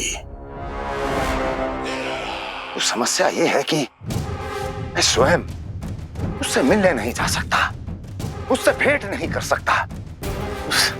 उस कृष्ण की हत्या के लिए उसको वृंदावन जाने के लिए तैयार नहीं कर सकता। तो मत जाइए उसके सामने, और ना उसे भेजिए कृष्ण के सामने। हर बार आप किसी न किसी असुर को अपने शत्रु के क्षेत्र में भेजते हैं, जहां शत्रु उसका सामना करने के लिए पूरी तरह से तैयार होता है और आपका असुर मारा जाता है। इस बार शत्रु को युद्ध स्थल चुनने का अवसर मत दीजिए महाराज। इस बार योजना का जाल ऐसे बुनिए कि कृष्ण स्वयं उसके पास जाने के लिए विवश हो जाए। कालिया नाग स्वयं काल है, मृत्यु का दूसरा नाम है। उसके विष का उपयोग अपने लाभ के लिए कीजिए महाराज। वैसे कालिया के विष की अधिकता का अनुमान तो होगा ही आपको।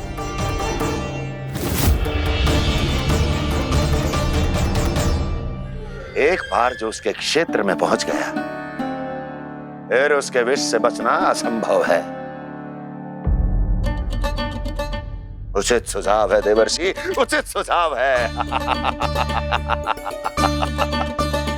देवर्षि, उस छलिया विष्णु की भक्ति करते करते आप भी उसके रंग ढंग सीख गए हैं। उचित है, उचित है।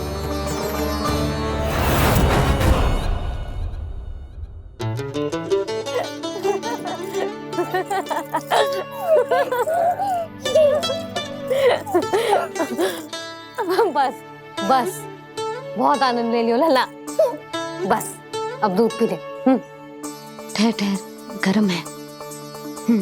जी ले ले।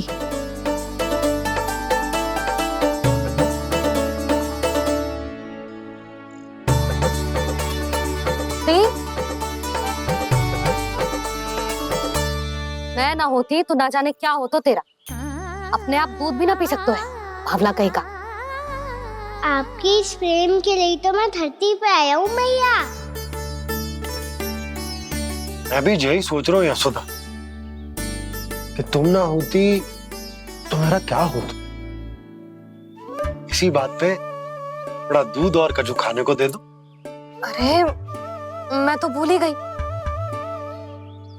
तनिक ठहर जाओ जी, दूध पी लेना तो आपके लिए भी कछु ले आती हूँ।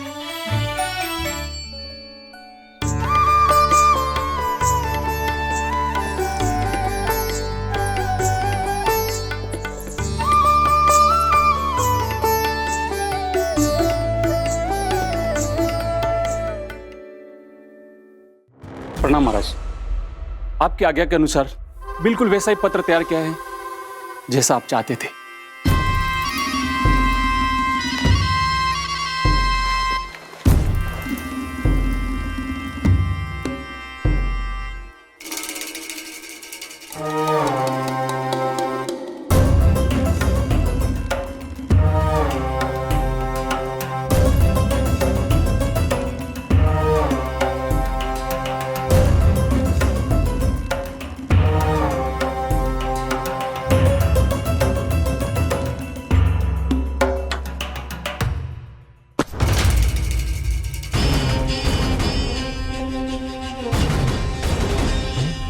कृष्ण जन्म से लेकर आज तक ये मेरी सबसे महत्वपूर्ण योजना है। इसका सफल होना निश्चित है दूत, किंतु केवल वही करना जैसा मैंने कहा है। जाओ।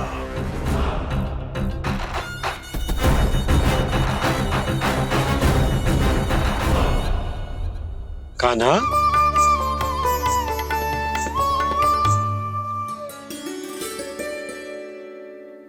क्या होगा?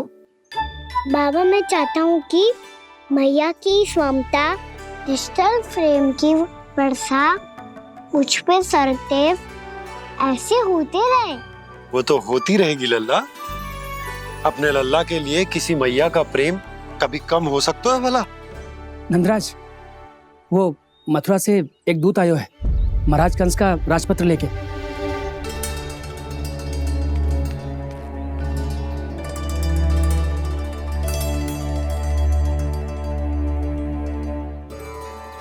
कान्हा, अब क्या करने वाला है? तेरे बाबा कहाँ गए? हाँ? कंस मामा का खेल आराम हो गया है, पर मैया वो सब सुनेगी तो व्यर्थ चिंतित हो जाएगी। बस थोड़ा बाहर गया मैया, कछु खा रही से। बाहर इस समय?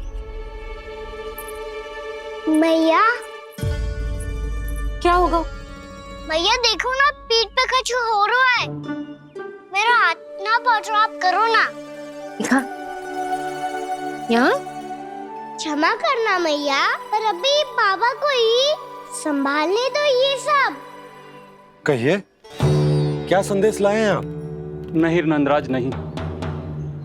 महाराज कंस का आदेश है कि ये संदेश सभी गांव वालों के साथ ही पढ़ा जाए। ठीक है, मैं गांव वालों के सामने पढ़ दूंगा, पर मुझे तो दीजिए पढ़ने के लिए। महाराज की आज्ञा का पालन करना आपके लिए भी आवश्यक है नंदराज। सभी गांव वासियों की सभा बुलाइए। बंसी, सभी गांव वालों की सभा बुलाओ। राजपत्र में ऐसा क्या संदेश भेजो है कंस ने? अब मेरे पत्र को पढ़कर सब भौचक के रह जाएंगे। और वो कृष्ण, उस कृष्ण के पांव के नीचे से तो भूमि खिसक जाएगी, आकाश फट पड़ेगा, बिजलियां गिर जाएंगी।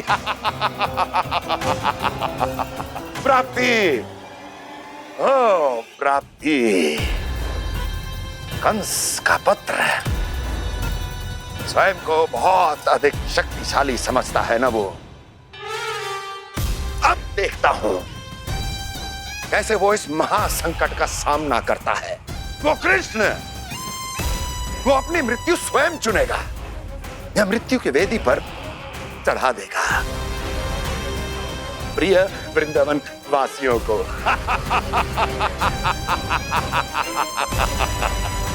अब आएगा आनंद प्राप्ति, अब आएगा आनंद। सबको इकट्ठा करवा के ही पढ़वाएगो। अवश्य ही कोई विशेष संदेश दिया होगा कंस ने। मैं भी यही सोच रही हूँ सुलक्षणा जी, कछु ना कछु तो विशेष है, पर जे हो क्या सकता है? हाँ, बात तो सही है। ऐसा क्या हो सकता है? सभी गांव वासियों के सामने पढ़ा जाए, कछु तो विशेष अवश्य लग रहे हो। बाहर तक कोलाहल क्यों हो रहा है? मैया, मैया, अब क्या होगा? मैया देखो ना, सर पे कछु हो रहा है। लल्ला, नारायण ने तुझे हाथ दिए हैं ना? पीठ की बात अन्य थी, अपने सिर की सेवा स्वयं कर। सर पे तो हाथ पहुंच रहा है ना?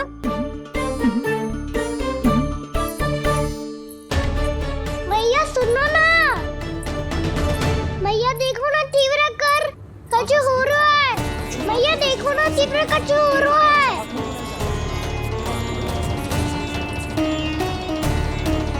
सब लोग आ चुके हैं, अपना संदेश सुनाइए आप। गोपराज नंद और सभी वृंदावन वासियों को सूचित किया जाता है कि मथुरा अधिपति और आप सभी के महाराज कंस ने कल सुबह भव्य पूजा का आयोजन किया है। इसके लिए राज्य को वृंदावन के क्षेत्र के निकट यमुना नदी के मध्य में खिलने वाले 1 कोटि कमल के पुष्पों की आवश्यकता है। इसीलिए आप सभी को यह आदेश दिया जाता है कि ये सभी कमल के पुष्प प्रथम पहर से पहले राजसभा में पहुंचा दिए जाए। वो भी प्रथम पहर से पहले कैसे हो सकता है? यदि आप ऐसा करने में असफल रहे तो इसे राज आज्ञा का उल्लंघन माना जाएगा और राजद्रोह के आरोप में आप सभी को कड़े से कड़ा दंड दिया जाएगा। स्मरण रहे, यदि कल की पूजा में इन 1 कोटि कमल के पुष्पों का ना पहुंचने के कारण कोई व्यवधान आया तो समस्त वृंदावन वासियों को दोषी माना जाएगा और पूरे गांव को निवासियों सहित धूल में मिला दिया जाएगा। कल प्रथम पहर तक का ही समय है आप सबके पास।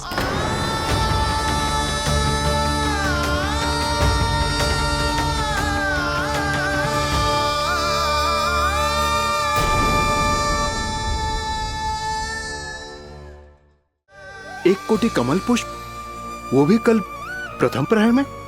ऐसे कैसे संभव है? और कोई साधारण पुष्प ना, यमुना नदी के मध्य खिलने वाले विशेष कमल के फूल चाहिए उन्हें। लेकिन यमुना नदी में तो कालिया नाग ने विष घोल के रखा है, तो फिर कैसे हो पाएगा? यह संभव है। हमारी मृत्यु का संदेश भेजा राजा कंस ने। सदैव की भांति इस समस्या पर भी गांव के बड़े ही विचार करेंगे। बालकों का यहाँ होना उचित ना है।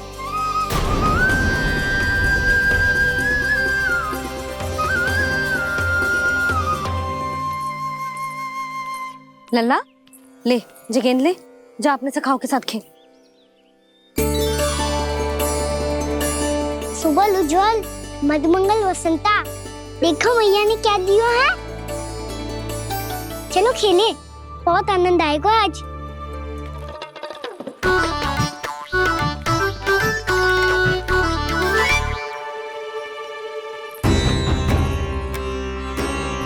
भानु, बंसी, जाओ और शीघ्र ही वो घेरे का कार्य समाप्त करो।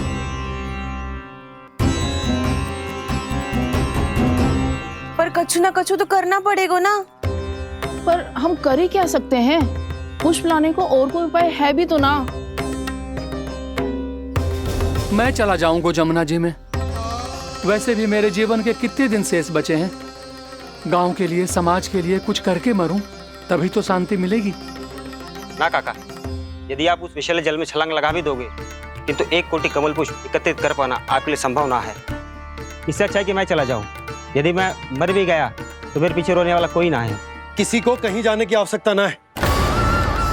गोप नरेश होने के नाते ये मेरा कर्तव्य है कि मैं आप सबकी रक्षा करूं। नंदराज, आपको जाना है तो जाओ। हरिया, काका, भैया सब चले जाओ। लेकिन आपको पता है वहाँ का जल कितना विषैला है। आप लोग एक क्षण भी जीवित नहीं रह पाओगे। फिर कैसे इकट्ठा करेंगे 1 कोटि कमल पुष्प? आप बात तो सही कह रही हैं शांति। उस दुष्ट कंस ने ऐसी मांग रख के हम सबको फंसा दिया।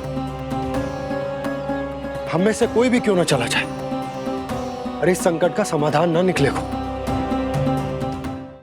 कान्हा, बताना कौन सा खेल खेलें? गेंद पकड़ खेलते हैं। पर एक बात सुन लो सब, कोई भी तीव्र गति से ना फेंकेगा गेंद को। भैया ने फ्रेम बनाई है मेरे लिए। सब तैयार हो? हाँ।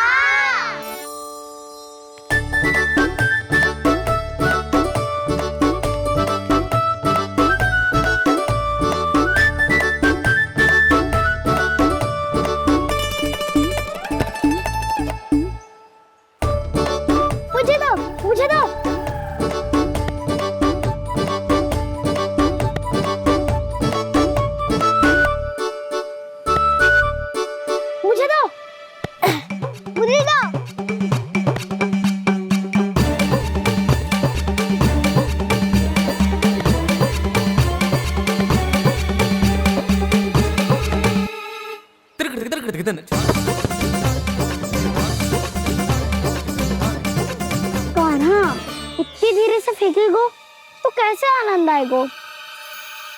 थोड़ा बल लगा के फेंक। हाँ कान्हा, हम अभी बड़े हो गए हैं, तू अब भी छोटे बालकों की तरह फेंक रहे हैं।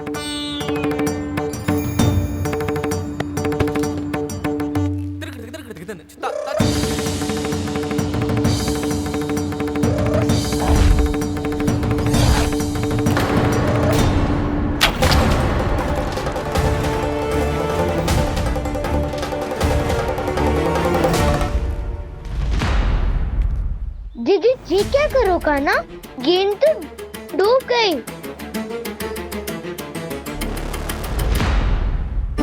अच्छा, तो ये सब इसकी योजना का भाग था ताकि ये कालिया का सामना कर पाए। तुम सबने तो कही थी तीव्र गति से फेंको, देखो फिकवा दी ना मेरी गेम मुझसे नदी में। अब मुझे जाके लानी पड़ेगी। रुक जा कान्हा, रुक जा कान्हा। जी क्या बोल रहे थे कान्हा? इसमें तो बहुत संकट है। कोई भी संकट मेरी मैया का उपहार खोने से बड़ा ना है। बहुत प्रेम से बना के उन्होंने दी थी। हे नारायण, कोई उपाय समझ में ना आ रहा है। मैया, हम कैसे करेंगे हम अपने गांव की रक्षा? कीड़े पड़ेंगे उस दुष्ट को। यदि उसके कारण किसी के प्राण चले गए तो कौन सा फल मिलेगा उसे इस पूजा का? तुम सही कह रही हो यशोदा। हमारे पास कोई और दूसरा विकल्प भी तो ना है। यदि हमने मथुरा की राज आज्ञा का पालन ना किया तो इसका दुष्परिणाम पूरे गांव को भुगतना पड़ेगा।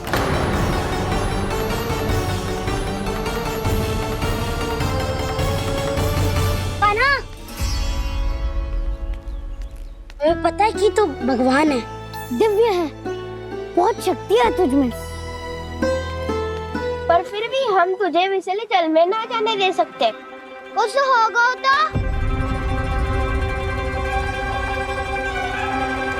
तुम सब इतनी हट कर रहे हो तो ठीक है, ना जाऊंगा। गेंद कहाँ गिरी है, कितनी दूर गई है, ये तो देख लूं, ताकि उसे बाहर निकालने का कोई उपाय ढूंढ पाऊं।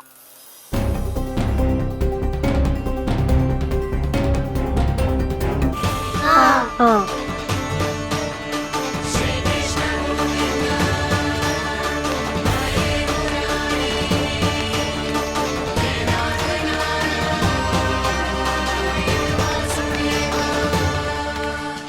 कान्हा की ये लीला तो समझ ही नहीं आ रही। पहले इसने देवश्री नारद को मथुरा जाकर कंस को भड़काने के लिए कहा, फिर स्वयं ही दुखी भी हो गया कि अब इसका रहस्य सबके सामने खुल जाएगा। और अभी स्वयं ही तो इसने कहा था कि गेंद बहुत महत्वपूर्ण है, फिर स्वयं ही उसे नदी के विषैले जल में फेंक दिया।